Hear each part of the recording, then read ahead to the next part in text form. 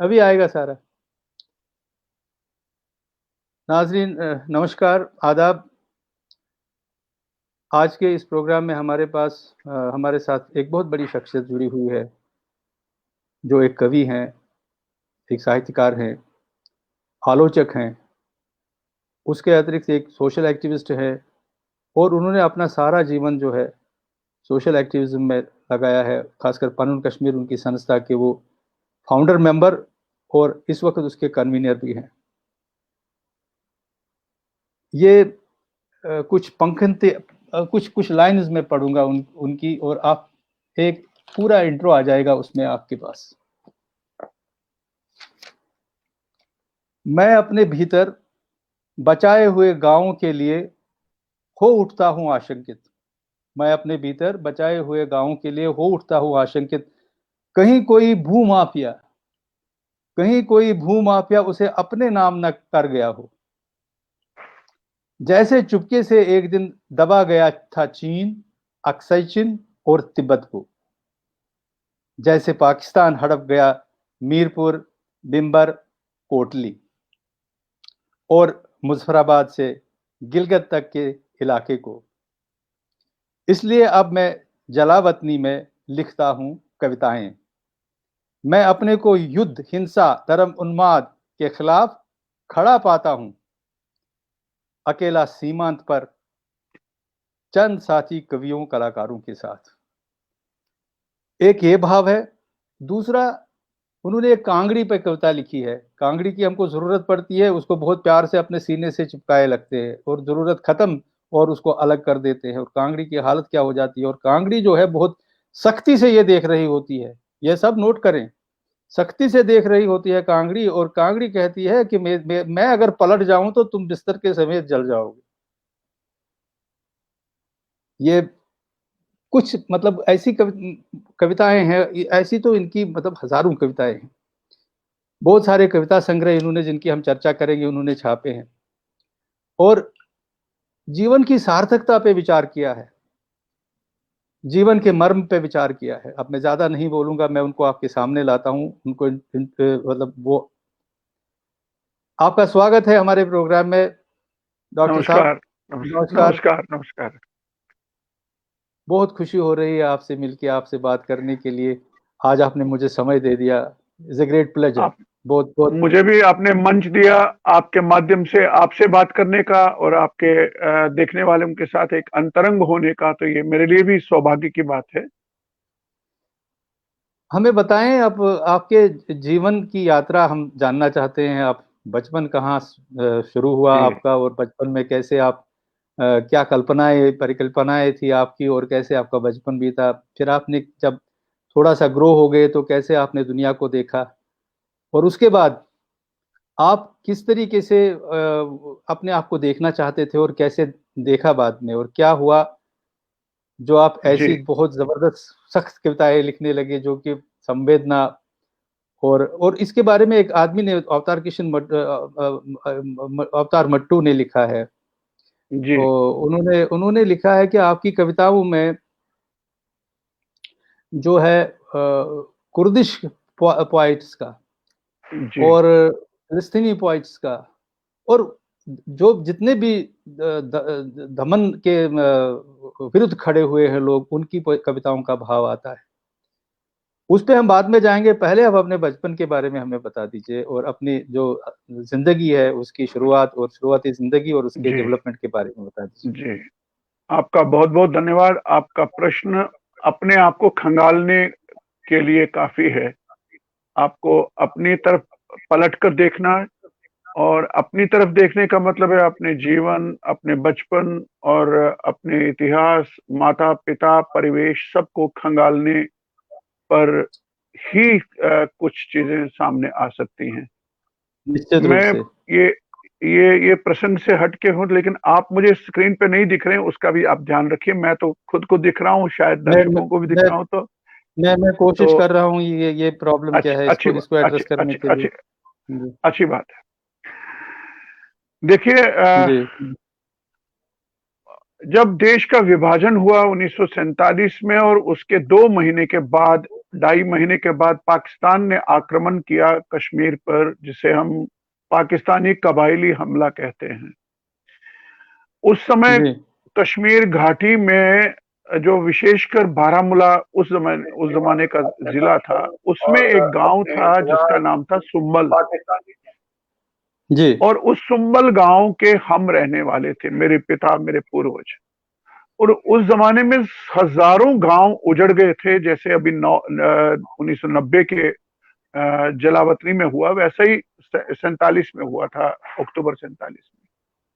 तो तब मेरे माता पिता श्रीनगर आए थे, पिता श्रीनगर आए थे, उनका विवाह वहां हुआ, फिर वापस गांव नहीं लौट पाए। और गांव से इतना जुड़ाव था कि उन्होंने अपना जो कुल नाम होता है, सरनेम जिसको कहते हैं, वो छोड़ के सुम्बल से सुम्बली हो गए। वो एक ऐतिहासिक क्रम। तो हम सुम्बली सरनेम से जाने जाते हैं, हमारा कुल, हमारे गांव के लोग। इस पे गांव मुझे से याद आता है शहर, कि आप इस पे मुझे याद आता है कि आपका बचपन का नाम जो आपके माँ बाप ने दिया कुलदीप सुम्बली है। कुलदीप सुम्बली, जी हाँ, इसी इसी कारण से। मेरे पिता का नाम जी श्री जानकीनाथ सुम्बली था, हम सुम्बली कहलाते जी हैं, लेकिन मूल रूप से भट्ट हैं हम। मतलब अगर अच्छा सुम्बल, ये पाकिस्तान ने हमला न किया होता तो शायद कुलदीप भट्ट होता, अग्निशेखर भट्ट होता, या जानकीनाथ मेरे आ, पिता भट्ट होते। तो आपने हम मुझे बताया कि आपने मुझे जी, बताया कि जिस जिस समय आपका जन्म हुआ उन्हीं दिनों कबायलियों ने वहां पे, उससे पहले कबायली हमला हुआ था नहीं, 1947 में, वहां सब मेरा जन्म 1955 1955 में हुआ। 55 में हुआ। और जी कबायली हमला तो 47 की अक्टूबर को हुआ था, 22 अक्टूबर को हुआ था। जी और 26 अक्टूबर को चले आए थे, भाग के आए थे मेरे माता पिता अपने गांव से। उसके तो 8 साल बाद जी मैं पैदा हुआ हूँ श्रीनगर में। करेक्ट और करेक्ट करेक्ट। वहां पैदा हुआ तो वहां से हम गांव लौट नहीं पाए। गांव जो जो कुछ था, जमीन थी, मकान था, वो सारा लुट गया था, जल गया था, मारकाट हुई थी बहुत। तो इस कारण से हम नहीं लौटे थे। और इस कारण से हम जी उम्र भर किराए के मकानों में ही श्रीनगर में रहते थे। और मैं अपने जीवन को ओह जब देखता हूँ, आपने देखता हूँ, क्योंकि घर नहीं था, अपना घर नहीं था, पिता बेरोजगार थे, लेकिन पिता एक सामाजिक कार्यकर्ता थे उस जमाने में। कश्मीर के एक बहुत बड़े हमारे कश्मीरी पंडितों के नेता होते थे, पंडित कश्यप बंधु जी। और कश्यप बंधु जी के नेतृत्व में मेरे पिता उस समय उन रिफ्यूजीज का, उन शरणार्थियों के नेता हो गए थे, बनाया गया था उनको। और उस जमाने में कश्मीरी पंडित रिफ्यूजी कमेटी बनी थी, जिसके वो फाउंडर प्रेसिडेंट बने थे, कश्यप बंधु जी ने बनाए थे। तो वो बहुत समय तक उन्हें सेवा में सामाजिक समर्पण किया था, इसलिए वो नौकरी वगैरह नहीं कर पाए, कम भी पढ़े लिखे थे, मैट्रिक भी नहीं थे। इस कारण से मेरा जीवन जो है वो अभाव में बीता है, त्रासदियों में बीता है। मैंने भुखमरियां देखी हैं, कष्ट देखे हैं, अभाव देखे हैं, लेकिन स्वाभिमान जबरदस्त बचा के रखा था मेरे पिता ने, मेरी माता ने भी। तो मैं जब बचपन को देता हूं, अगर उसमें विस्तार में न जाए, तो आप ये मान लीजिए कि मेरे बचपन के पहले 9 साल, जब मैं तीसरी जी कक्षा में था, ये श्रीनगर में बीते हैं, और किराए के मकानों पर ही। तब तक तीसरी कक्षा में जब मैं आया, मेरे पिता की नौकरी, कहीं से वो चौकीदार बने कहीं नौकरी में पहले, तो वो जम्मू चले आए। तो जम्मू में तीसरी कक्षा से लेके गए तीसरी, चौथी, पांचवी, छठी तक। 7वीं में आया तो ये 4 साल मेरे जम्मू में बीते। फिर 7वीं में जब श्रीनगर वापस आए, तो अब तक वो स्थायी हो गए थे। वो इंटेलिजेंस ब्यूरो में अब स्थायी नियुक्ति हो गई थी। अब उनको एफसी बोलते थे वहां, फील्ड कांस्टेबल हो गए थे। तो फिर वो श्रीनगर में 4 साल बीते मेरे। यानी मैं 8वीं कक्षा में श्रीनगर में पढ़ा, 9वीं में, 10वीं, 7वीं, 8वीं, 9वीं, 10वीं श्रीनगर। स्कूलों के हाँ, नाम बताएंगे जैसे कौन कौन से कहाँ। जैसे जैसे मेरा दाखिला श्रीनगर में जब हुआ था, वो हबा कदल में बाबापोरा स्कूल होता था। बहुत ही जी मतलब कोई खास स्कूल नहीं था, नाम नहीं था, गरीब गुरबात का स्कूल जिसे कहेंगे। गरीब लोग रहते थे, निम्न मध्य वर्ग के लोग रहते थे, उसमें जाते जी जी थे। तो उसके बाद हम जम्मू जब जाए, तो जम्मू में जो सतवारी चौक है, सतवारी चौक जी में प्राइमरी स्कूल है, गवर्नमेंट प्राइमरी स्कूल। उसका मैं स्टूडेंट जी रहा, तीसरी में, चौथी में, पांचवी में। वहां से पास किया तो सतवारी में ही हाई स्कूल है, तो उस हाई स्कूल जी में छठी और 7वीं पढ़ा। उसके बाद पिताजी की ट्रांसफर वापस श्रीनगर। तो वहां फिर मैं हबा कदल में ही पुरशियार मोहल्ला है, तो वहां मिडिल स्कूल में मैं पढ़ा 2 साल। उसके बाद वहीं से शीतलनाथ हिंदू हाई स्कूल था श्रीनगर में, शीतलनाथ, वहां से मैंने मैट्रिक की। और ये बहुत ऐतिहासिक स्कूल है, इससे बड़े बड़े मैं नहीं अपने को समझता हूँ कि मैं उनमें गिनता हूँ। आपके थिएटर के एमके रैना उसी स्टूडेंट के उसी स्कूल के हैं, आपके के रैना उसी स्कूल के हैं, आपके कई कई बड़े बड़े नाम हैं उस स्कूल से, हमारे प्रोफेसर जितशी वगैरह वगैरह। तो मुझे गौरव है इस बात का कि मैं हिंदू स्कूल से मैंने मैट्रिक की। उसके तुरंत बाद मेरे पिता की ट्रांसफर, अब वो सफल आईबी के कर्मचारी हो गए थे, सोपोर में हो गई। यानी 70 के दशक में 1970 में सोपोर चले गए और मेरी सारी graduation government degree college Sopore में हुई। और वहां से हम 10 साल तक सोपोर में रहे। कुछ लोग तो मुझे सोपोर का ही मानते हैं, क्योंकि मैं काफी स्टूडेंट एक्टिविटी में भी हो गया, कविता वगैरह, वो बाद में बात करेंगे। तो 10 साल मेरे सोपोर में, फिर वहां से फिर श्रीनगर आए, और श्रीनगर में फिर 10 साल आए हम। उसमें मेरी नौकरी वगैरह अनंतनाग, उसमें भी बात करेंगे। और 90 के बाद जो ये 20 हमारे 30 साल है ये जम्मू में। इस तरह मैं जब अपने जीवन को देखता हूं तो मैं खंडों में देखता हूं, यानी मेरा जीवन ही शुरू से विखंडित है, उसके खंड हैं। और उस सब का कारण क्या जब मैं समझता हूं तो वो पाकिस्तानी हमला है। पाकिस्तान ने हमला न किया होता तो हमने गांव नहीं छोड़ा होता, गांव नहीं छोड़ा होता तो हम दर बदर जीवन भर हम किराए के मकानों में दर दर नहीं भटकते, और दर दर नहीं भटकते, हमको भुखमरी, हमको जमीन थी वहां, खेत थी वहां, तो हमको भूखों नहीं पलना पड़ता। तो इस कारण इस जो युद्ध है, जो पाकिस्तान ने हमला किया, उसकी राजनीति क्या थी वो हम आप जानते हैं।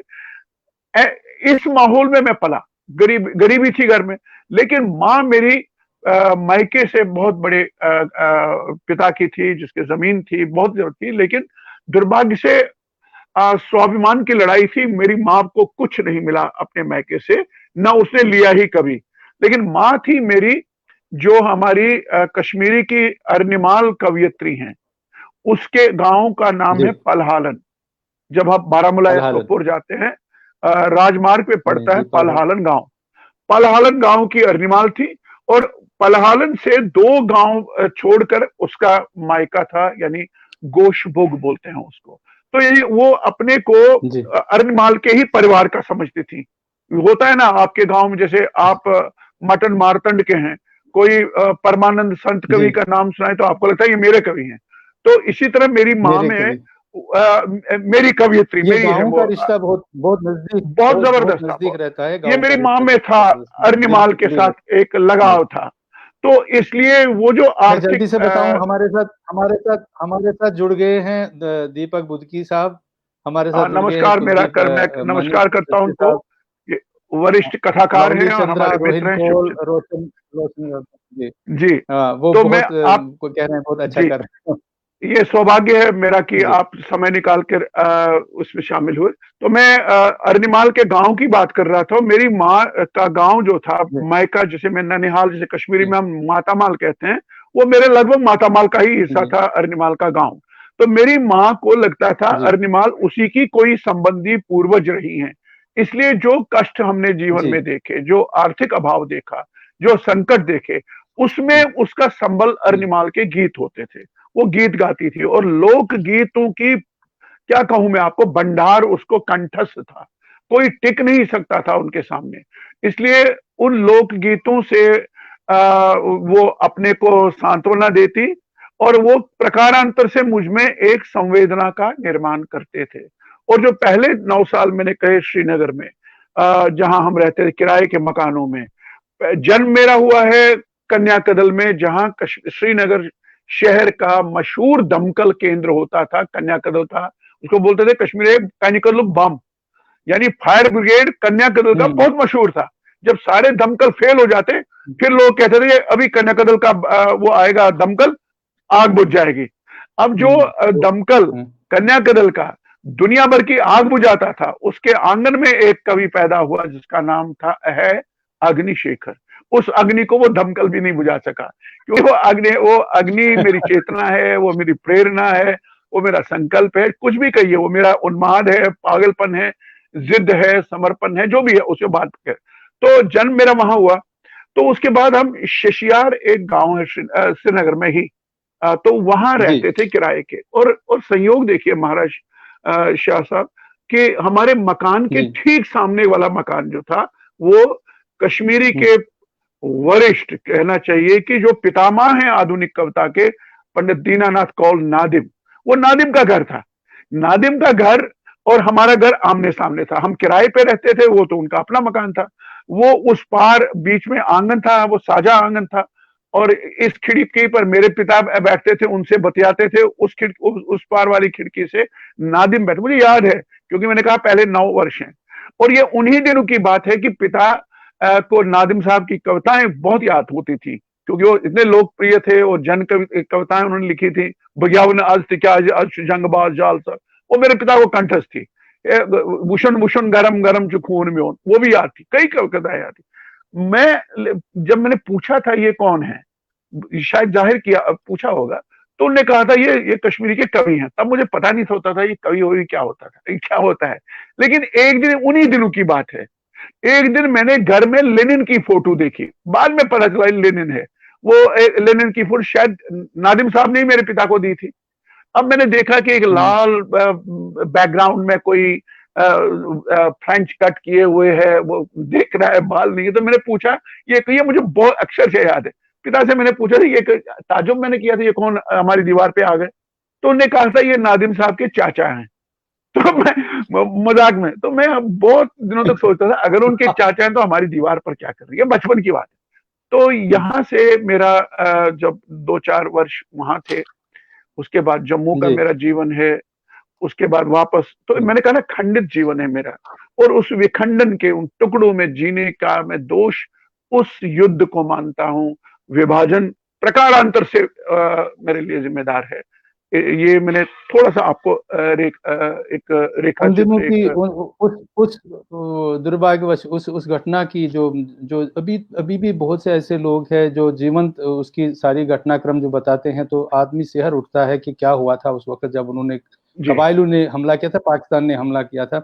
तो जी, उन्होंने नरसंहार किया था, उन्होंने मतलब बहुत बुरे वो तरीके से जिनोसाइड था, पहला अत्याचार किए थे। जिनोसाइड था। हाँ जी जी पहला जनोसाइड, तो उसने आपको प्रभावित किया है, और उसने इसी तरीके से बहुत से हाँ लोगों को प्रभावित किया है। और मैं कई लोगों को जानता हूँ। हमारे एक बहुत अच्छे फिल्मकार हैं विशंबर नाथ जी रैना, उन्होंने जी मुझे हाँ बहुत जी। मतलब बहुत जबरदस्त घटनाएं बताई हैं कि कैसे उस वक्त जीना मैं कैसे मुश्किल हो गया था, तो जान बचाकर कैसे लोग आए थे। तो आपने ये आपने एक आपने हाँ, आपने आपने आपने बहुत अच्छी इससे ना मुझे याद आई अपने बचपन के संस्मरण, जो मैंने 47 के संस्मरण पिता से सुने, क्योंकि पिता मेरे मुख्य थे, उसके नायक थे।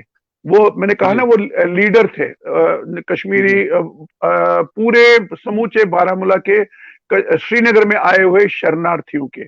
और शरणार्थी आपका, जहां हमारे हरिकृष्ण कोल कहानीकार रहते थे ना, काटलीश्वर मंदिर मोहल्ले में, जी जी वहां भी जी शरणार्थी कैंप था।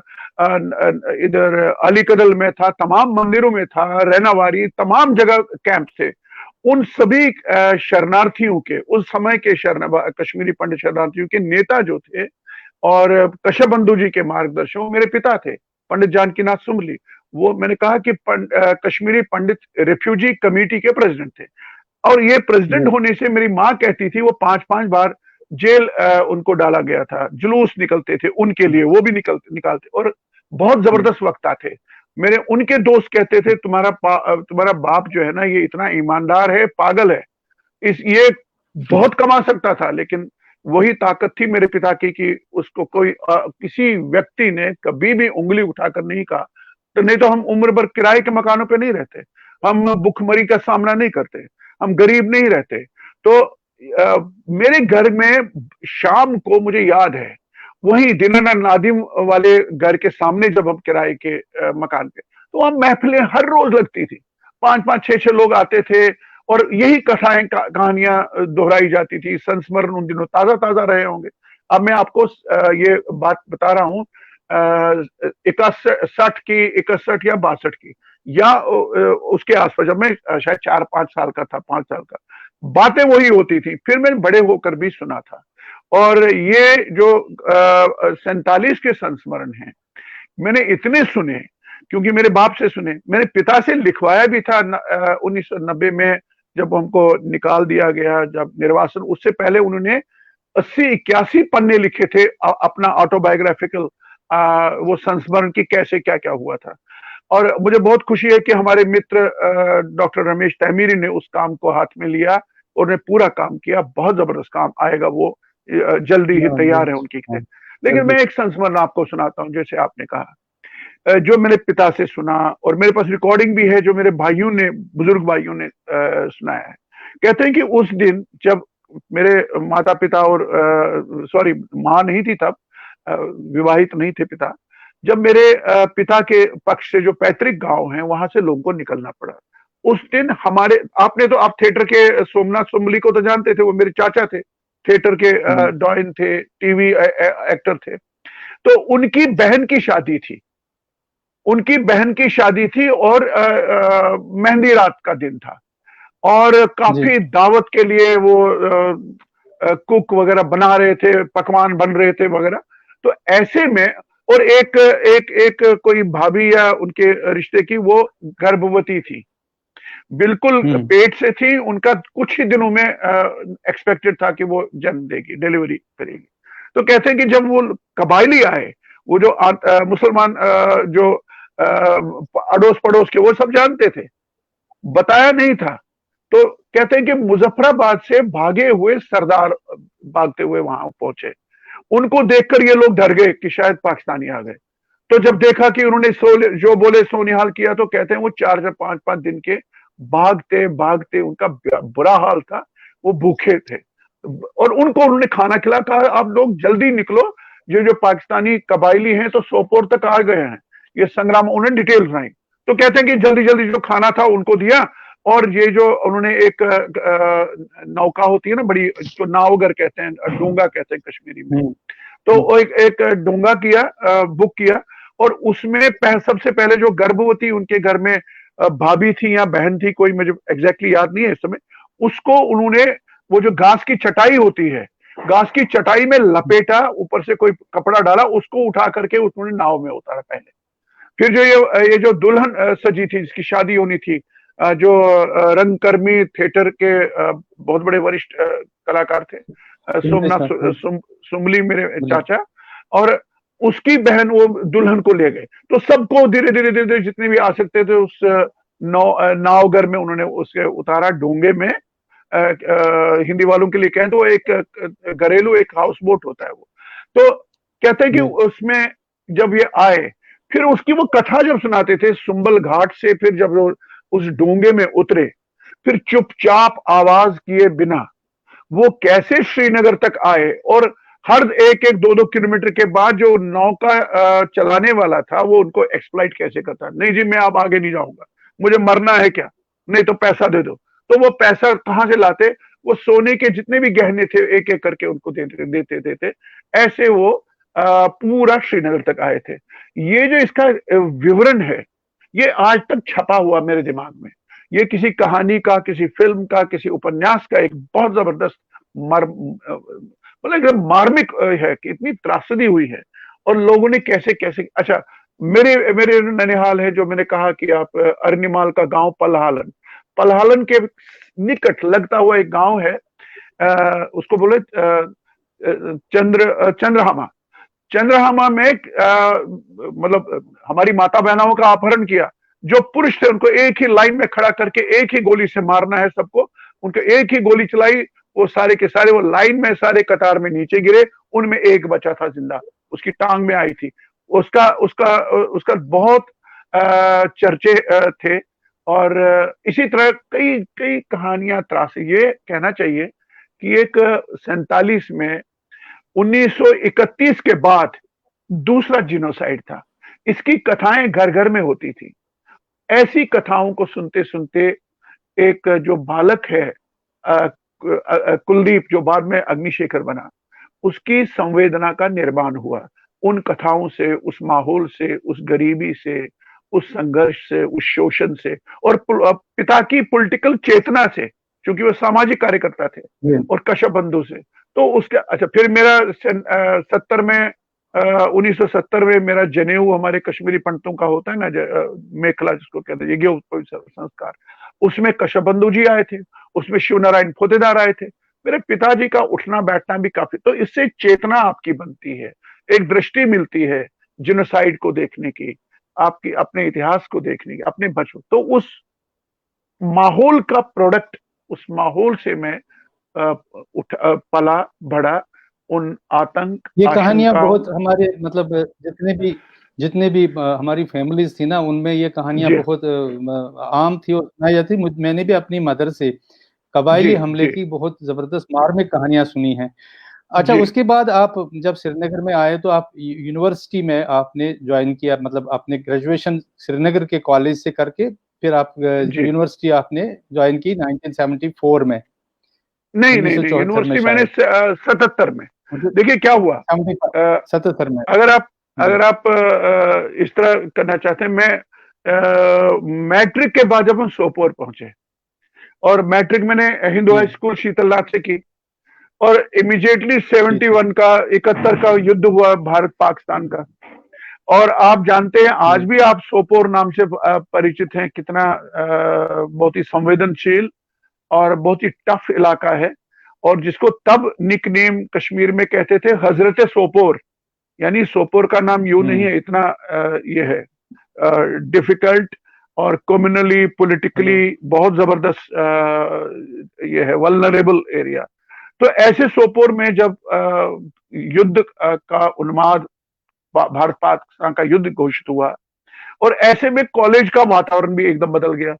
जो कल तक मेरे यार मित्र थे, क्लास फेलो थे, उनको बदलते मैंने देखा, ये पहली बार मैंने देखा, ये शॉकिंग था कि हम उनके लिए एकदम अलग हो गए थे, कोई हिंदुस्तानी जैसे फील, ए अजी बट ये फीलिंग, ये अदरनेस की, जो अन्य होने की भावना सोपोर डिग्री कॉलेज में हुई, जबकि वहां बहुत अच्छे प्रोफेसर्स भी थे और वहां अच्छे अच्छे स्टूडेंट्स भी थे।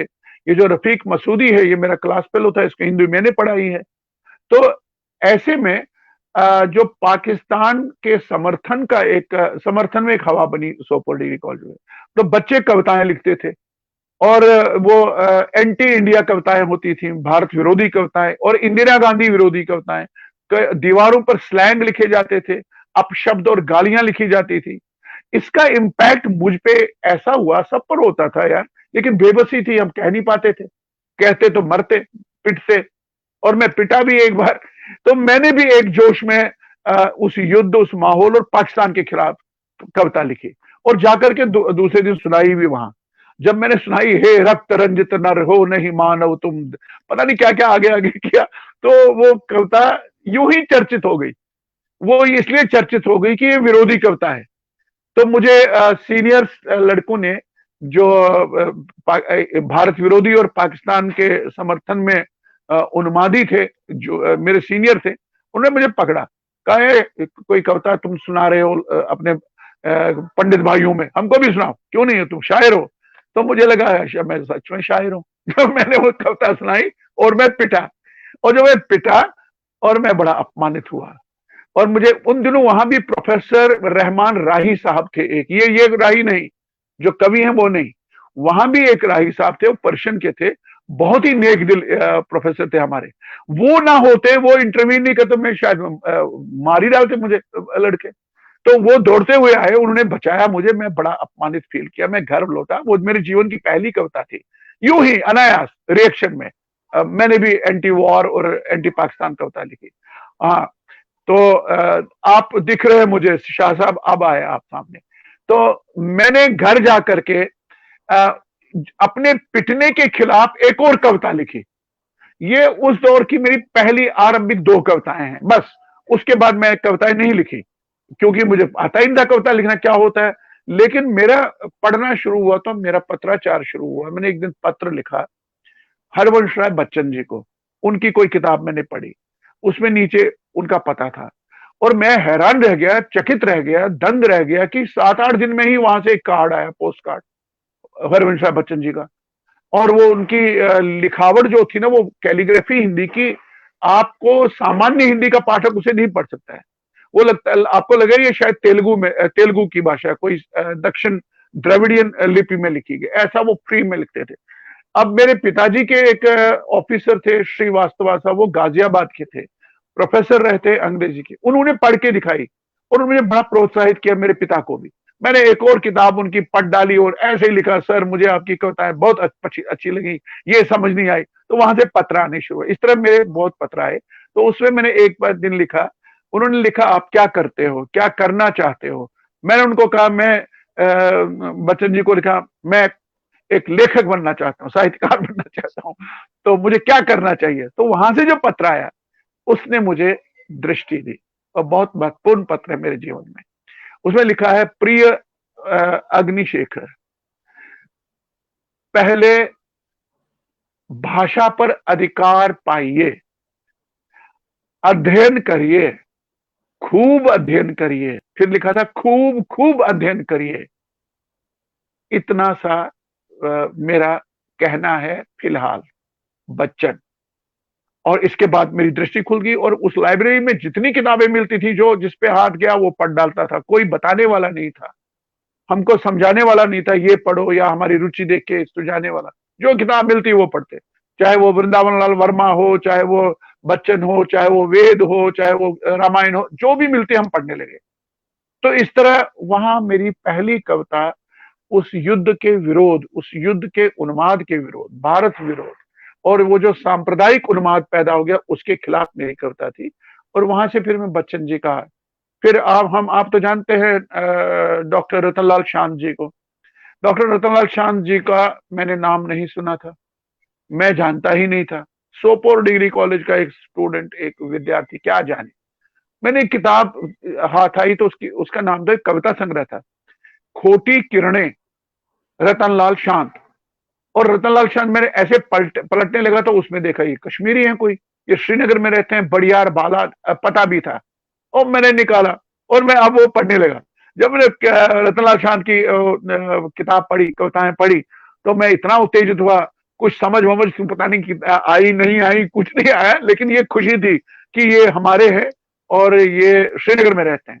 तो मैंने पत्र लिखा उनको और पत्र लिखा कि मैंने सर आपकी कविताएं पढ़ी और कुछ समझ आई, कुछ नहीं आई, और जैसे लिखा एक पाठकीय पत्र प्रतिक्रिया दी। तो वहां से महाराज शाह जी एक बहुत सुंदर एक अंतर्देशीय पत्र आया, वो संभाले हुए था मैं 90 तक।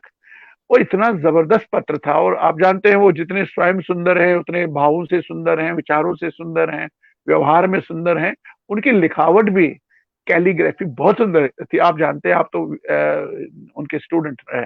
तो उसमें लिखा था, उसने भी दृष्टि दी उस पत्र ने। उसमें लिखा था कि आप सौभाग्यशाली हैं, आपके समय में हिंदी की पत्रिकाएं मिलती हैं आपको। धर्मयुग मिलता था, साहित्य साप्ताहिक हिंदुस्तान, नवनीत वगैरह मिलता था, नवभारत टाइम्स आता था कॉलेज। हमारे जमाने में ऐसा कुछ नहीं था। हिंदी पढ़ने पढ़ाने लिखने वाले लोग नहीं थे। आज तो बहुत हैं। तो फिर उससे मुझे ये लगा कि ये हमारी वो पीढ़ी है जिन्होंने एक निर्माण किया है उस का। तो इस तरह दो साहित्यकारों के पत्राचार ने मुझे बनने में एक दृष्टि दी। तो उसके बाद तो 77 में यूनिवर्सिटी आया, जहां डॉक्टर जिसकी आपने बात शुरू की थी, 74 में नहीं, इनकी 77 में। इनकी ये एक मतलब स्वाभाविक, पता नहीं कैसा ईश्वर प्रदत्त था या प्रकृति प्रदत्त था कि यही किताब जो है हमने भी यूनिवर्सिटी इसमें कॉलेज के लाइब्रेरी से ली और ये पढ़ी। और इसमें मैंने अभी तक भी याद है कि है धरती सबकी लेकिन जिनके लिए घटती है पल पल, हाँ, मेरे ये हाँ, गीत हाँ, उनके लिए है। मुझे अभी तक याद है। जी जी जी जी इतना जबरदस्त रतनलाल शांत की जी। उन कविताओं से। और वो एक माइलस्टोन थे मतलब हमारे जीवन में भी, वो और मेरे कविता में भी, जैसे आप में, मेरे लिए भी। जी जी। गौरैया वाली कविता जो थी, उसमें बहुत सारी कविताएं क्या थी। बात है, तो क्या बात है, क्या। उसमें मतलब अभी तक हमारे मन में वो छपी हुई है, वो कविताएं दिमाग में और है। एक तो और घटना घटी उन्हीं मोहन निराज जी का उन दिनों एक ये शिराजा पत्रिका जो है वो भी आती थी। उसमें भी ये जी लेखक जी छपे होते थे, कवि छपे जी होते थे। जी जी। वो भी एक बहुत बड़ा प्रेरक स्रोत था जो शिराजा था। बहुत उसमें हम बहुत भी फिर बातें।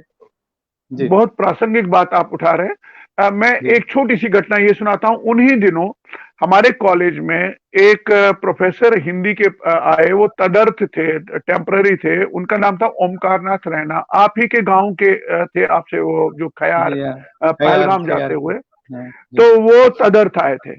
उन्होंने, हम किराए के मकान में फिर थे सोपोर में, हम उम्र भर किराए के मकानों में घूमते रहे, और ये दुख भी है लेकिन इसके अनुभव भी अलग अलग होते हैं। अलग अलग मकानों में जाते हैं, अलग अलग लोग मिलते हैं, अलग अलग मोहल्ले मिलते हैं, वो छोड़िए अलग बात। तो उनको भी कमरा हमने अपने ही मकान में दिलाया था। वो हम मकान की तीसरी मंजिल में रहते थे, उनको जो दूसरी मंजिल होती है उसको वहां एक सेट मिला था। अब वो, मैं उनका स्टूडेंट भी था, वो मेरे पिता के मित्र के छोटे भाई थे, इसलिए हिंदी के प्रोफेसर थे तो चर्चा चलती थी, वो मुझे बड़ा एनकरेज करते थे। और उनसे मैंने रतनलाल शान जी के बारे में सुना। ये कवि है, और वो कविताएं, जैसे अभी आपने दोहराई कविता, वो भी कविताएं दोहराते थे, बड़े प्रभावित थे उनसे। उनसे मैंने पहली बार मोहन निराज जी का नाम सुना, जिनकी आप अभी जिक्र कर रहे थे, हरिकृष्ण कौल, शशि शेखर तोषखानी, ये 2 4 5 नाम मैंने उनसे सुने। उनके बारे में थोड़ा थोड़ा थोड़ा थोड़ा जानने लगा था वहां। फिर जब हम यूनिवर्सिटी आए, और आप याद करिए, आप मुझसे सहमत होंगे, ये वो समय था जब अचानक लेखकों की, नए लेखकों की एक पीढ़ी सामने आ गई थी कश्मीर में, कश्मीर के उसमें परिदृश्य में। वो 4 5 लोग एक साथ, जैसे मान लीजिए किसी कॉलेज या यूनिवर्सिटी से लेखक बन के आए थे और उतरे थे उस क्षेत्र में। उसमें महाराज कृष्ण शाह आप थे, उसमें महाराज संतोषी हमारा मित्र था, उसमें संजना कौल थी कहानीकार, उसमें क्षमा कौल थी कवि कहानीकार, उसमें अग्निशेखर था, उसमें आपका उपेंद्र रैना था।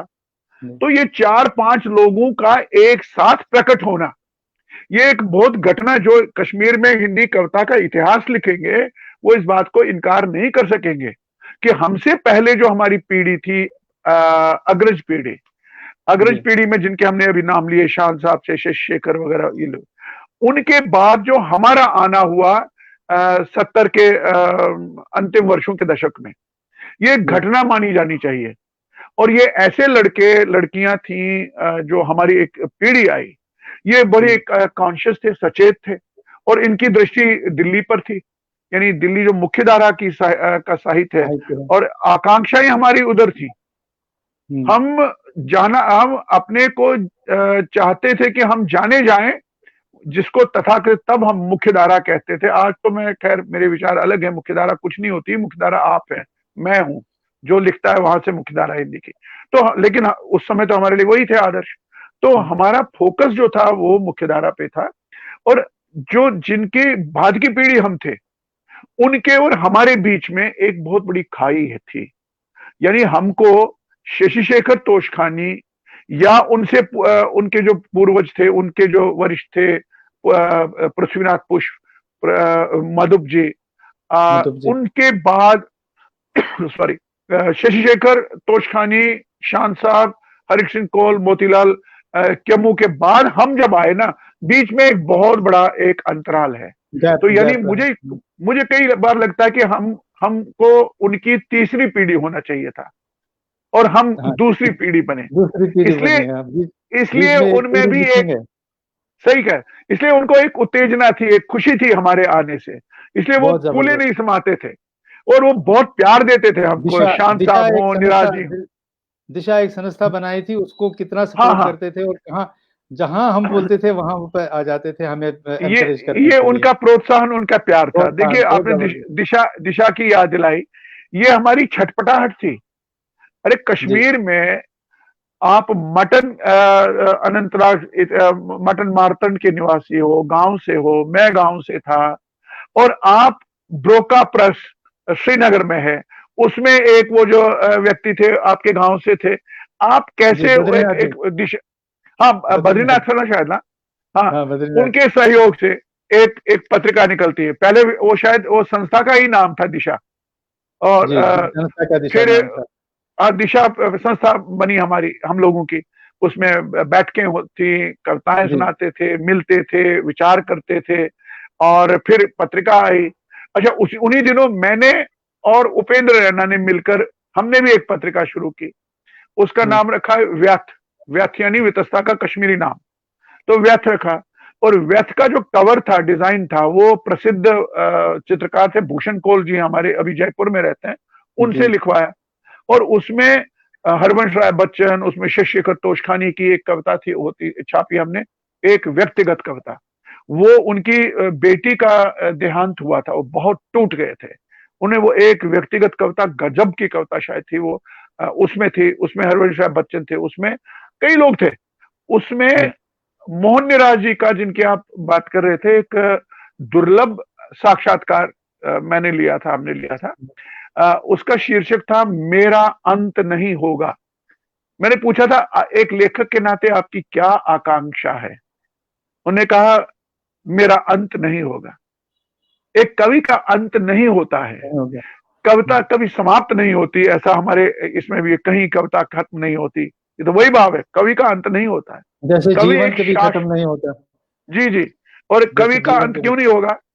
और मेरे बहुत प्रिय कवि रहे हैं आपके आंद्रेई वोजिसेंस्की, रूस के बहुत प्यारे कवि, बहुत जबरदस्त, जैसे येवतुशेंको है। मैं आंद्रेई को बहुत पढ़ता था। आंद्रेई की एक कविता की पंक्ति है, कवि मतलब कवि के बारे में, कवि एक प्रश्न है, प्रश्न ही कवि है, न कवि खत्म होगा न प्रश्न खत्म होगा। कविता आप प्रश्न करते हो, आप यथास्थिति जो है उसको तोड़ते हो, उसके प्रश्न चिन्ह लगाते हो, उसको सवाल या निशान लागते हो। तो आप जो जब जब तक कवि रहेगा तब तक सवाल रहेगा, तब तक यथास्थिति पे उंगली उठती रहेगी, तब तक संदेह की दृष्टि से बनी रहेगी, तब तक आप ईश्वर या जो भी आप माने उसे नहीं माने अलग बात है, लेकिन जो ये सृष्टि आपके पास है जी, उसमें उस सृष्टि को सुंदर करने में आप योगदान देते हो। देखिए इसीलिए हमारे यहाँ कहा है ना, कबीर मनीषी परिभू स्वयंभू। जैसे ब्रह्मा ने, जो हमारा आख्यान है, मिथकीय विश्वास है हमारे कि ब्रह्मा ने सृष्टि रची। अब ब्रह्मा ने सृष्टि रची, महाराज शाह कविता रचता है, ये उस रची हुई कविता में ऐड करता है। ये जो कवि है, कलाकार है, संगीतकार है, पेंटर है, ये उस जो निर्मित सृष्टि है ईश्वर की, प्रकृति की, जो कुछ भी कहिए, उसमें तो आप बेहतरी करते हो ना। तो इसलिए बेहतरी करने वाला विचार, प्रेरणा, प्रतिभा, प्रश्न, संदेह, यथास्थिति को तोड़ना, ये इसका अंत होता ही नहीं है। शायद इन्हीं दृष्टि से नीरज जी ने कहा था मेरा अंत नहीं होगा। बहुत याद दिला दी आपने, कहा पीछे ले गए आप। देखो कुछ देर के लिए सोने दो मेरे रिश्ते घावों को, अभी अभी आई है मेरे प्रश्नों को नींद। ये मुझे मतलब ये कितना अचंभित करने वाला है कि हमेशा जो प्रश्न हमारे होते हैं, खासकर हमारी कम्युनिटी के, वो लौटकर हमारे पास ही आते हैं, उत्तरित नहीं होते हैं कहीं, कोई उसका उत्तर नहीं दे पाता है। तो इसकी आपने जो यहाँ पे इन लाइनों में व्याख्या की है, वो बहुत बहुत सटीक और बहुत ही मतलब झकझोरने वाली। मुझे मत कहो गुलाब एक बिसरी याद हूँ, जाग जाऊंगा मुझे मत कहो गीत, सुलग जाऊंगा। बर्फीले पहाड़ों पर मुझे चाहिए दवा, कुछ जरूरी उत्तर, अपना सा मौसम। वाह क्या बात है, थोड़ा सा प्रतिशोध। धन्यवाद मित्र। ये आपने एक फिल्मी कवि से, शायद इस कविता का शीर्षक है जो मैंने लिखी है, और जो आपको छू गई है, चूंकि आप स्वयं एक संवेदनशील कवि हो, कहानीकार हो, फिल्मकार हो। दरअसल जैसे जिस तरफ आपने इशारा किया, ये कितनी बड़ी त्रासदी है कि कश्मीर को विश्व एक भारत के स्वर्ग के रूप में देखता है। ठीक है, स्वर्ग भारत का मुकुट बोलते हो, ये भी ठीक है। और ये कश्मीर को बाहर से देखने की दृष्टि है, जो किसी जमाने में वास्तविक और यथार्थ रही है। क्योंकि बिल्हण ने कहा, ये वो भूमि है, विक्रमांक देव चरित में कर्नाटक में उसने ये जो प्रबंध काव्य, चरित काव्य लिखा, उसमें लिखा मैं बिल्हण खनमूषा का हूं। खनमू जिसको कश्मीरी में कहते हैं। वो कहता है, मैं अपने परिचय देता है अपने कश्मीर का, शारदा देश कहता है, और ऐसा देश है जहां की स्त्रियां 3 भाषाएं एक साथ बोलती हैं, समान अधिकार के साथ, प्राकृत, संस्कृत और देश भाषा, जन्म भाषा वदेव। वो संस्कृत भी उसी ढंग से, उसी अधिकार से बोलती है, सहजता के साथ, जैसे प्राकृत बोलती हैं, जैसे जन्म भाषा बोलती हैं। और ये भी कहता है, ये बिल्हण कहता है विक्रमांक देव चरित, और ये भी कहता है कि मेरा देश जो है, जहां से कश्मीर से आया हूं, ये शारदा की भूमि है, शारदायनी विद्या की भूमि है, 64 कलाओं की विद्या की भूमि, देवी कलाओं की देवी जो अधिष्ठात्री शारदा है। नमस्ते शारदे देवी काश्मीर पुरवासिनी, ऐसा कहा जाता है, कश्मीर की रहने वाली, कश्मीर में विराजमान। ऐसी भूमि में बिल्हन अब कवि उसका जाग जाता है, कहता है ये वो भूमि है जो संसार में अकेली ऐसी भूमि है जहां कुमकुम, केसर और कविता का विलास एक साथ आपको मिलेगा, कहीं नहीं मिलेगा। या आपको कुमकुम मिलेगा या कविता मिलेगी, यहां कविता का भी विलास मिलेगा और कुमकुम का भी। ये कश्मीर का एक पक्ष है जो जिसे हम स्वर्ग कहते हैं। जिस मैं आना चाहूंगा आपके मूल क्वेश्चन, लेकिन थोड़ा आपने छेड़ा मुझे। अब ये भूमि है जिसने संसार को काव्य शास्त्र दिया, जिसे हम भारतीय काव्य शास्त्र कहते हैं। जी, 6 के 6 जो स्कूल्स हैं, चाहे वो अलंकार है, चाहे वो ध्वनि है, चाहे वो चैतन्य है, औचित्य है, चाहे वो रीति है, ये सारे जो 6 के 6 अलंकार हैं, काव्य शास्त्र हैं, ये कश्मीर हमारे पूर्वजों ने दिए। ये सौंदर्य शास्त्र को कंट्रीब्यूट किया, आपने इतिहास की चेतना दी, आपने कलहन पैदा किया, आपने बिल्हन पैदा, आपने कैयट, मम्मट, रद्रट, मुम्मट, ये सारे आपने दिए। आपने आचार्य अभिनवगुप्त दिया, जिसने आपको तंत्रालोक दिया। और आचार्य अभिनवगुप्त के बारे में तो अभी 2 वर्ष पहले उनको सहस्राब्दी पुरुष घोषित किया गया, मैन ऑफ द मिलेनियम, आचार्य अभिनवगुप्त। और कोई नहीं, ये अमिताभ बच्चन, इंदिरा गांधी वगैरह, ये कोई मैन ऑफ द मिलेनियम नहीं है, आचार्य अभिनवगुप्त। और मुझे याद है कि मार्क्सवादी आलोचक डॉक्टर नामवर सिंह का एक इंटरव्यू में खुद देखा, इंटरव्यू किसी ने पूछा उनसे, कहा डॉक्टर साहब, नामवर जी, आपसे अगर पूछा जाए कि सहस्राब्दी पुरुष कौन है भारत का, उन्हें बिना सोचे कह दिया आचार्य अभिनवगुप्त। और कौन? ये एक मार्क्सवादी चिंतक बोल रहे हैं, विचारक बोल रहे हैं, जिनसे शायद हम उनकी राजनीति देखते हुए एक्सपेक्ट नहीं कर सकते थे कि वो, लेकिन वो बोलिए, जिस कश्मीर ने आचार्य अभिनवगुप्त दिया, जो उन्होंने आपका तंत्रालोक दिया, शैव शास्त्र दिया, और जो आपका नाट्य शास्त्र है, चूंकि आप स्वयं रंगकर्मी हैं, निर्देशक हैं, कलाकार हैं, भरत मुनि ने जो नाट्य शास्त्र दिया, और उस नाट्य शास्त्र पे जो कमेंट्री है, सबसे पहली, वो प्राचीनतम और आधिकारिक, वो आचार्य अभिनवगुप्त की है। उसका नाम है अभिनव भारती। और जब अभिनव भारती आप पढ़ेंगे, उसकी भूमिका में आचार्य अभिनवगुप्त के ने उन्होंने और कितनी टीकाएं पढ़ी हैं, यानी उनसे भी पहले उस पर बात होती रही। कश्मीर का इतना योगदान होने के बावजूद, जिसकी तरफ आपने इशारा किया कि वहां एक अल्पसंख्यक होना, जिसकी तरफ मैंने इशारा किया, कॉलेज में मुझे पहली बार लगा कि मैं अदर हूं, मैं अन्य हूं, मैं अपने दोस्तों का एक दोस्त नहीं रह गया, रातों रात बदल गया, रातों रात वो मुझसे अलग हो गए और अलग दृष्टि से देखने लगे। वो मुझे हिंदुस्तानी मानकर व्यवहार करने लगे, वो मुझे हिंदू मानकर व्यवहार करने लगे, मेरे दोस्त। तो ये जो फीलिंग आप में आती है, आप कितने आहत होते हैं, क्योंकि आपके अंदर ऐसी भावना ही नहीं होती है। आपके अंदर ललदेद है, आपके अंदर नुंद ऋषि भी वैसे ही है। आपने ललदेद ने नुंद ऋषि को, 14वीं शताब्दी की बात है, दूध पिलाते ऐसी कहानियां सुनी है, उसका स्तनपान कराते सुनी है। तो ये स्तनपान क्या था? ललदेद ने, ललेश्वरी ने जो दूध पिलाया नुंद ऋषि को, शेखुल आलम जिसको बोलते हैं, नूरुद्दीन नूरानी, वो क्या दूध ही था? वो तो सारी विरासत थी, वो सारी धरोहर थी, वो सारी कश्मीर की मनीषा थी, परंपराएं थी, सौहार्द था, इतना को किया। ये हमारी धरोहर है।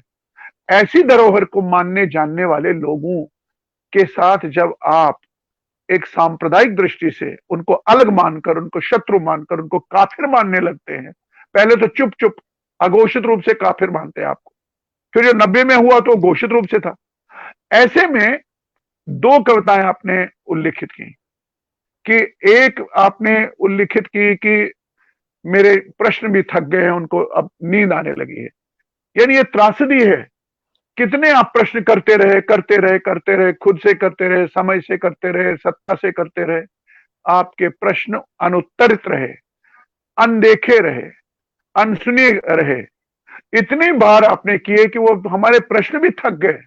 वो आपसे निवेदन करते हैं। और मैंने लिखा कि एक फिल्मी कवि से, फिल्मी कवि क्या है? ये चोट है उस बाजारवाद पर।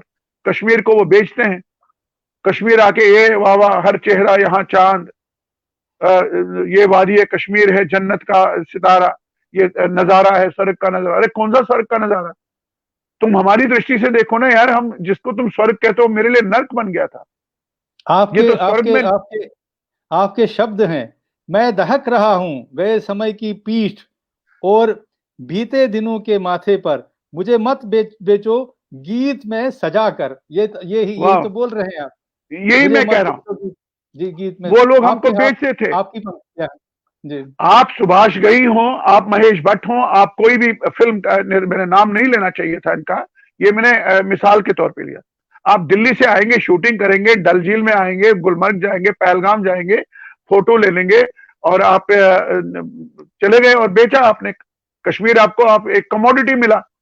लेकिन उस कश्मीर को जिस पर आप लट्टू हो रहे हैं, जो होने वाली चीज है, जो मैंने कहा ये हमारी विरासत है, लेकिन उसके पीछे जो उस प्रकाश के पीछे का अंधकार, उस अंधकार में हम जिए हैं ना, तुम नहीं पहुंचोगे वहां। और इसीलिए मोहन निराश पूर्वाभास की कविताओं में जो हमारे साथ हुआ 90 में, महाराज कृष्ण, आप खुद जानते हैं, आपको मुझे याद नहीं आ रही आपकी एक छोटी कविता पंक्ति मुझे याद आ रही है, तुम ये रोक सको तो मानू कि दम है तुझ में, ऐसा कुछ था उसमें। तो ये जो जिहाद, चुप चुप जिहाद चल रहा था, ये जो घुटन चल रही थी, उसको ये फिल्मी कवि या फिल्मी जो बाजार की दृष्टि से कश्मीर को देखने वाले नहीं देखते थे। जैसे उसको लेकर के मैंने कहा कि हमको मत बेचो यार, बड़ी बड़ी बातें करते, जैसे कश्मीरियत कश्मीरियत एक स्लोगन है, और स्थूल राजनीति की बात करें तो कश्मीरियत कश्मीरियत बेची जा रही है। अरे कौन सी कश्मीरियत? अगर वो सच्ची होती, अगर वो अस्तित्व में सच में होती, तो महाराज शाह, महाराज संतोषी, क्षमा कोल, संतोषी हो या संजना कोल हो, जो या कोई भी निराजी हो, इतने बड़े लोग कवि, ये बाहर क्यों है? कहाँ है? क्यों 6 लाख 7 लाख साल सब कश्मीरी हिंदू निकाल मार कर निकाल बाहर के? कहाँ गई कश्मीरी? कला ये तो संस्कृति पे पहली चोट क्यों की गई? कला और संस्कृति पे ही, चाहे वो हाँ कश्मीरी हो, मतलब जी, मूल रूप से कश्मीरी कला हो, संस्कृति हो, उस पे क्यों चोट की गई? उनको आपने आपने क्यों बहुत अच्छी बात की, आपने बहुत अच्छी बात की। मिलान कुंदेरा को आप याद करिए। मिलान कुंदेरा ने कहा है, मेरा जो एक जवाहर टनल है उसकी भूमिका समर्पण पृष्ठ उसे मैंने किया है। उसने कहा कि किसी देश को नष्ट करने के लिए सबसे पहले उसकी स्मृति लूटी जाती है, उसका ज्ञान लूटा जाता है, उसकी किताबें नष्ट की जाती हैं, फिर उसका इतिहास बदला जाता है, फिर आपको एक नया ज्ञान दिया जाता है, नया इतिहास दिया जाता है। तो इसलिए जब स्मृति लूटी जाती है, स्मृति क्या होती है? स्मृति हमारी धरोहर है। उस स्मृति में हमारी संस्कृति है, सभ्यता है, पहचान है, कविता है, साहित्य है, हमारी उपलब्धियां हैं। आपसे जब वही स्मृतियां छीनी जाएं, मान लीजिए कि आप कश्मीर में जो सांस्कृतिक नाम है आपके, सभ्यतागत नाम है, नामकरण है, उसको बदल दिया जाता है। जब आप स्वयं अनंतनाग के हैं, अनंतनाग में मारतंड के हैं, आपके अनंतनाग का जिस दिन इस्लामाबाद हुआ, जब भी हुआ, क्या वो एक कल्चरल जिनोसाइड नहीं है? एक कल्चर को खत्म किया आपने। उस अनंतनाग शब्द के पीछे कितना इतिहास है, कितनी सांस्कृतिक निरंतरता है। जब आप आज श्रीनगर को 2 3 4 5 साल पहले आपने, जब आपने आधे से ज्यादा श्रीनगर, जिसको डाउनटाउन बोलते हैं ना, उसका नाम आपने बदला, ऑफिशियली बदला। उसका नाम आपने रखा शहर खास। शहर खास श्रीनगर, आधे श्रीनगर का नाम बदल के आपने क्या किया? आपने आधी हत्या की श्रीनगर की। किस श्रीनगर की? जो श्रीनगरी है, जो श्री विद्या की नगरी है, और जो महाराजा अशोक की बनाई हुई नगरी है। प्रवर सेन, उससे पहले प्रवर सेन की नगरी है।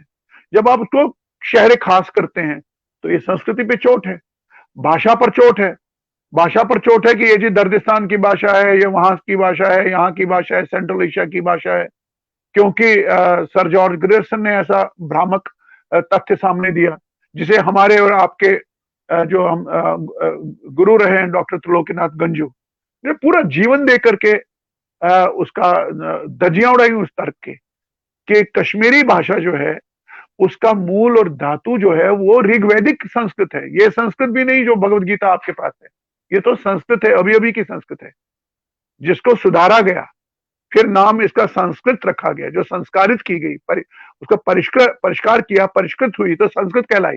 लेकिन उससे पहले क्या थी, एक जिस और बात भाषा की में। तरफ मैं इशारा इशारा इशारा मतलब करना जी चाहूंगा, और जी जी आपकी जल्दी जल्दी, आपने बहुत सारे जो सूफी कवि हैं, और आपने एक बहुत अच्छी श्रृंखला शुरू की है अपनी, जितने भी दर्शकों के कश्मीरी कवि है उनका आपने हिंदी ट्रांसलेशन, बहुत जबरदस्त काम किया आपने वो। जी जी उसमें जी जो जहां पे चोट की गई, वहां सूफी कवियों को क्यों दरकिनार करके, और बाकी सारे रंग अपने लाए गए, लेकिन सूफी कवियों को क्यों दरकरार किया गया? जो सूफी कवि हैं, जो कि वास्तव में ऋषि कवि हैं, जी, ऋषि हैं उनको, वास्तव में। हाँ, वास्तव में उस फिलॉसफी के कवि हैं वो मतलब शैविज्म के कवि हैं। और जी हाँ। उनका जो सूफी थॉट है, जो कि एक ईश्वरवाद से शुरू हो जाता है, और जो कि जिसको वास्तव में हम जो कन्वर्जेंस है थॉट्स है का, उसका जी थॉट हाँ। जी हाँ। बोलते हैं, जहाँ पे हम एक साथ मिलते थे, जहाँ पे जी हाँ। सारी विचारधाराएं एक साथ मिल जाती थी, उसको जी हाँ। चोट की गई, उसको इग्नोर किया गया, उसको पलट दिया गया। जैसे देखिए ये हाँ, ये हम सुनियोजित एक प्रयास रहा है कश्मीर के इतिहास में, जिसकी हम अभी बात कर रहे हैं कि आप इतिहास को बदल डालो, स्मृतियां लूटो, और डिस्टॉर्शंस करना शुरू कर दो। और ये डिविएशनिस्ट अप्रोच होता है एक टोटलिटेरियन आइडियोलॉजी का। इट्स अ थियोफैसिज्म जो कश्मीर में वर्क करता रहा, कभी दिखता रहा, कभी नहीं दिखता रहा। कश्मीर का है जो ये टर्म जो है ना कश्मीरियत, आपको नहीं लगता ये असंगत है, ये पैबंदकारी की गई है? अगर ये बिल्कुल। कश्मीरियत ही होना था, इसको कशरुत होना चाहिए था कश्मीरी में, वो नहीं है, क्योंकि ये जी, उर्दू है इसलिए हमने माननी है। जबकि असल में ये ऋषियत होना चाहिए, कश्मीर का असल पहचान जो ऋषि संस्कृति है। कश्मीर को कहते भी थे ऋषि वाटिका, ऋषवर, रिश्वर। और जो ऋषवर कहते, और कश्मीर में जो हमको सुनने वाले हिंदी भाषा भाषी कश्मीरी भाषा भाषी गैर कश्मीरी मित्र जो हमको सुन रहे हैं, उनकी जानकारी के लिए कहूं, कश्मीर में एक प्राचीन ऋषियों की परंपरा रही है, और उस परंपरा में संत कवि हुए हैं, ऋषि कवि जिसको आपने कहा। और वो जो ऋषि संप्रदाय कश्मीर में रहा है, और उस ऋषि संप्रदाय ने एडॉप्ट किया जो चीजें हमारे यहाँ कहते हैं ना, विचार सदविचार कहीं से भी आए उसको ले लो, आत्मसात करो, इंटरनलाइज करो। और वो जो इंटरनलाइजेशन की एक प्रोसेस रही कश्मीर में, ये कोई नई बात नहीं थी। आपने ललितादित्य के जमाने में देखिए, जो आपका परिहासपुर उन्होंने राजधानी बनाई, वहां उन्होंने उस नगर में वैष्णव मंदिर भी आपको मिलेंगे, और शैव भी मिलेंगे, और बौद्ध भी, तीनों एक जगह है। बौद्ध भी हैं वहां, कोई कॉन्फ्लिक्ट नहीं है, कोई द्वंद्व नहीं है, कोई लड़ाई नहीं है। अब जब जब ऐसा हुआ है, तब तब इतिहास अगर हम पीछे कलहन को देखें तो लगता है तुरंत हाथ के हाथ को रेजोल्यूशन किया गया, उसको सल्टाते थे लोग। जैसे जलौक के समय में शैवों और बौद्धों में कुछ कॉन्फ्लिक्ट हुआ, और एक कृत्या नाम की एक बौद्ध भिक्षुणी थी, कश्मीरी पंडित थी, वो खड़ी हो गई जलौक, महाराजा जलौक के सामने। उन्होंने विचार किया, उसको कहा आप बोधिसत्व लगते हो मुझे, आपके होते ये नहीं होना चाहिए। यानी मैं कह रहा हूं कि वो प्रयास होते रहे। आप ये देखिए ऐसे कश्मीर में जहां वर्णाश्रम होते हुए भी वर्ण भेद नहीं रहा है, हम में क्या जाति भेद रहा है? ये तो भारतीयों को, शेष भारतीयों को सुनना चाहिए। ये शेष भारत में जो ब्राह्मणवादी राजनीति करते हैं उनको सुनना चाहिए, ये जो दलितवादी राजनीति करते हैं उनको जानना चाहिए कि संसार में केवल और केवल अगर आप हमको कश्मीरियों को कश्मीरी ब्राह्मण के रूप में देखना चाहोगे तो हम आपके आदर्श हैं। हम में कोई जाति भेद नहीं है, हमारा पानी जूठा नहीं होता, हमारी हवा जूठी नहीं होती, हमारे आपके हाथ लगाने से हमारे हाथ जूठे नहीं होते, क्योंकि हमारे यहाँ इस तरह का भाव ही नहीं है। यही कारण है कि आप हमारे यहाँ बौद्ध धर्म आया तो आपने अंगीकार कर लिया, क्योंकि शैव में भी जाति प्रथा है नहीं। उससे पहले महाराज कृष्ण शाह, आप चूंकि सूरी गांव के हो, मारतंड के हो, और हाँ, तो सूर्य गांव से मुझे ये याद आया कि कश्मीर में जो मैंने सुना है और लोक परंपरा में है, हमारे आचार्य से सुना है, डॉक्टर त्रिलोकनाथ गंजू से, एक सूर्य संप्रदाय भी रहा है कश्मीरियों में और वो लुप्त हो चुका है। उस सूर्य संप्रदाय में भी कोई वर्ण व्यवस्था नहीं थी। आप ब्राह्मण हैं इसलिए श्रेष्ठ हैं, आप वैश्य हैं इसलिए एक एक एक पद नीचे हैं, फिर आप शूद्र हैं, जो भी हैं, ऐसा कुछ नहीं रहा है। ये हमारे रक्त में है।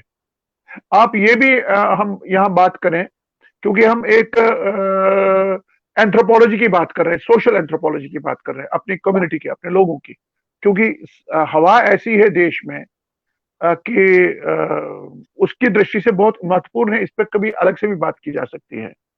आप ये देखिए, निर्वासन के बाद 1990 के बाद आज तक 30 साल हुए। इस 30 साल में जो हमारी पीढ़ी, हमारे बच्चों की पीढ़ी बड़ी हुई, वो बिखर गई, सब जगह गए। हमारी बेटियों ने कितनी इंटरकास्ट मैरिजेस की, इंटर स्टेट मैरिजेस की, ये हजारों में है।